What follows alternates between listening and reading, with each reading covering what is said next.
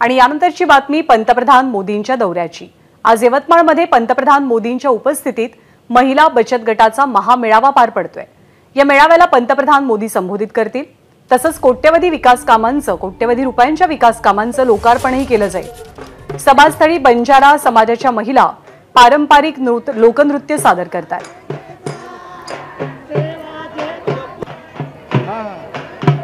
सभास्थळावरनं आढावा घेतला आमचे प्रतिनिधी उमेश अलोणे यांनी।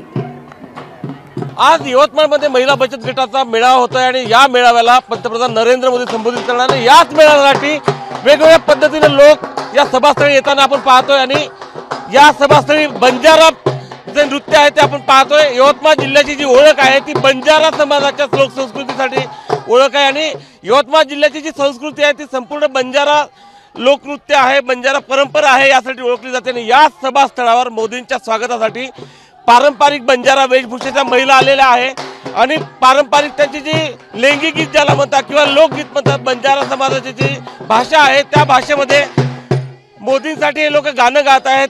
या गाण्याचा अर्थ काय आहे? या गाण्यात तुम्ही जे म्हणताय त्याचा अर्थ काय आहे? मोदीने काकरा मारला सगळ्या जनतेला, एका काकराने सगळ्या जनतेला एकत्र करून एक ग्रुप केला। आज आम्ही मोदीला धन्यवाद बोलवलं म्हणून आम्ही हे सांगतो। मोदीने आम्हाला सर्व लोकांना बोलवलं, नंदपूर मोबाईल जरा सुद्धा आम्हाला सगळ्याला गाडी घोडा सगळं आम्हाला पाठवलं आमच्यासाठी, म्हणून हे गाणं म्हणतो। मोदीकडून आम्हाला दुष्काळी जाहीर, कास्तकाराचा भरपावती नुकसान, आमच्या बचत गटाच्या महिलांना सहकार्य। आपला कापसाचा जिल्हा आहे, कापूस उत्पादक शेतकऱ्यासाठी मोदींनी काय केलं पाहिजे?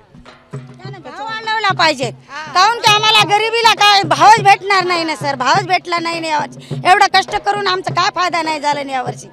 अपेक्षा आहे मोदी आपल्या भाषणातून यवतमाळ जिल्ह्यासाठी नव्हेच तर देशातल्या आणि महाराष्ट्रातल्या बंजारा समाजासाठी, शेतकऱ्यांसाठी काहीतरी एक ठोस नवीन घोषणा करतील अशी अपेक्षा हे सर्वजण व्यक्त करतात।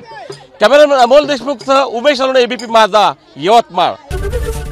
एबीपी माझा, उघडा डोळे बघा नीट।